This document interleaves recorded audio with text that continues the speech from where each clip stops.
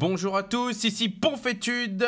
Comment ça va, Tude? Ça va très très bien, mon petit Ponf. Donc là, on a un invité spécial qui n'est autre qu'Adel Scott. Est-ce que ça va bien, Adel Scott? Ça va super, salut les gars. Donc Adel Scott, vous le connaissez tous, c'est à l'heure actuelle, c'est probablement le meilleur joueur Protoss français. Donc voilà, il nous a fait l'honneur de venir chez nous, de voir un petit peu le bordel que c'est chez nous. Dans la PNT Caverne. Et on va faire une petite interview. Donc on va parler de toi. Et après, on va commenter une de tes parties, comme on a pu faire avec Moment, pour avoir un peu le inside, le côté un peu vivant du truc. Qu'est-ce qui t'a... Voilà. Mais on en reparlera sur le replay après. Donc première question, Adel Scott, d'où vient ton pseudo? Alors c'est un pseudo qui date quand même, qui a plus de 10 ans. Ça date de Brood War, le premier opus de Blizzard, Starcraft. Et ça vient de la bière en fait. Non, ça déconne. La bière Adel Scott, donc c'est parce que j'étais dans une team où on avait tous des pseudos de bière, donc ça vient de là. Ah ok, bah Il restait plus qu'Adel Scott. Parce que c'est pas une bière ouf, hein. Bref. Et on précise qu'Adel Scott, bien sûr, est venu avec son petit pack d'Adel Scott pour bien marquer le coup. Non, c'est très bon, ouais, on adore. Bière au Malta Whisky. Donc comme vous pouvez voir, super interview, vous apprenez beaucoup de choses sur Starcraft et sur votre joueur préféré. Et donc voilà, donc maintenant qu'on sait d'où vient ton pseudo, est-ce que tu peux nous parler un peu plus de ta carrière? Donc tu as joué à Brood War. Avant, t'avais un parcours dans l'e-sport ou... mon arrivée dans l'e-sport, enfin mes premiers clan war et tournois, ça s'est fait assez tard sur Brood War. En fait, j'ai beaucoup joué sur Starcraft sans l'extension, avant de passer sur Brood War, genre en 2002-2003 ou un peu avant. Et j'ai beaucoup traîné avant d'arriver à un bon niveau et d'être intégré en équipe de France et de faire mes premiers gros résultats sur Brood War. Mais bon, comme disaient certains... j'ai fait plus de résultats sur Starcraft 2 en un mois que sur Brood War en Bah là, c'est sûr que 5-6 ans. Si on regarde où est-ce que t'en es...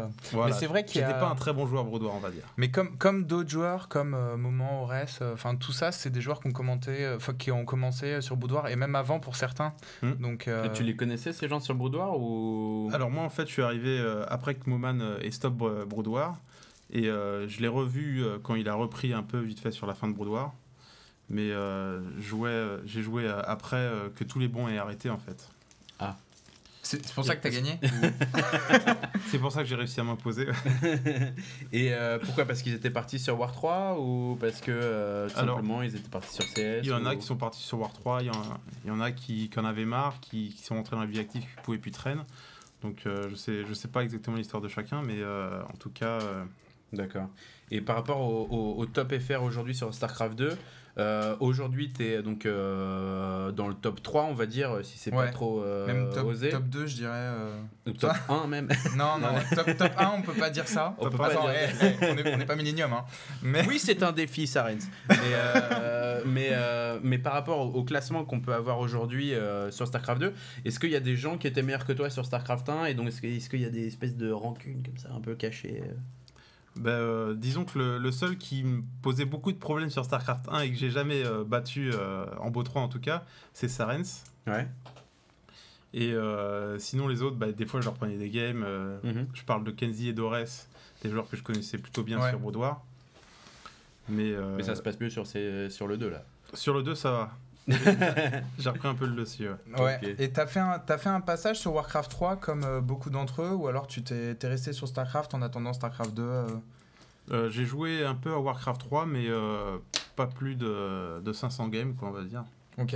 Vraiment un petit passage bref, histoire de voir comment c'était, et le jeu me convenait pas vraiment en fait. C'était au niveau de la micro-gestion, la gestion au niveau de l'unité, il faut sauver l'unité, alors que dans Starcraft 2, il faut plutôt sauver un groupe d'unités ou créer le positionnement, quoi. C'était ça ou... disons que le système avec les héros concentrés sur l'unité et les disques qu'il y a autour, moi j'avais besoin quand même qu'il y ait des masses d'unités. Ouais. Qu'il y ait de la macro à faire. Du map control, tout ça, c'est des trucs qui sont quasiment absents de Warcraft 3, quoi. Voilà. Ok. Et donc Starcraft 2, tu t'es fait ton petit nom. Donc là, si je me trompe pas, t'as gagné les 4 derniers événements que t'as fait, les 4 dernières LAN, t'as été premier, quoi, tout simplement. Voilà, ouais. Donc un beau 4 sur 4, quoi. Ouais, un beau 4 sur 4. Et ils doivent être contents chez Millennium. Bah ça va, ils rentabilisent. Ils sont pas mécontents.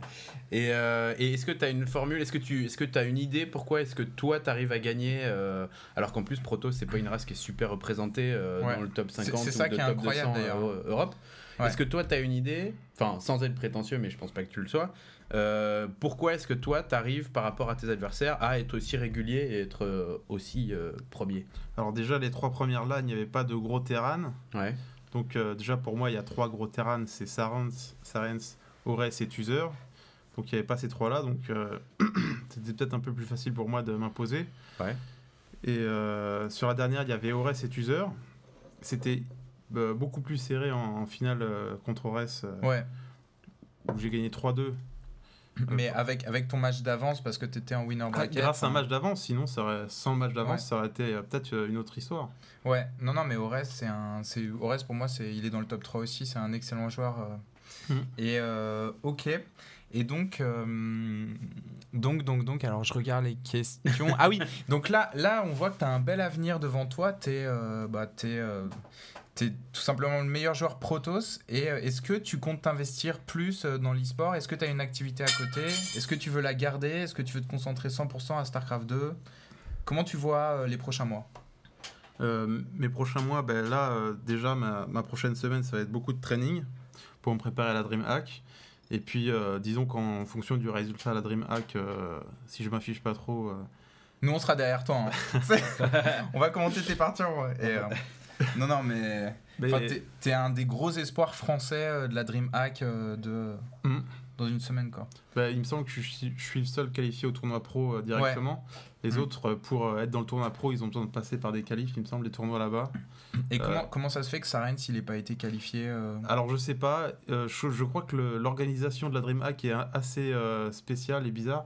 Ils ont envoyé des invites, je crois qu'ils n'ont pas eu toutes les réponses, donc je sais pas. C'est peut-être un problème comme ça, ouais. À mon avis, Kaoru a fait une demande pour que Sarens soit invité. Enfin, je sais pas trop comment ça se passe. Mais à mon avis, ils attendent des réponses et puis je sais pas du tout. Peut-être que je serai le seul Français là-bas à participer au tournoi pro. Ok. Et alors on se posait une question, donc pourquoi est-ce que tu jouais Protoss sur StarCraft 1 et si non, pourquoi Protoss sur StarCraft 2 Est-ce que c'est une race qui te parle ou... Alors Protoss, j'ai eu le coup de foudre dans mes premières parties StarCraft 1. Ouais. C'était en cyber, j'avais même pas de PC à l'époque, quoi.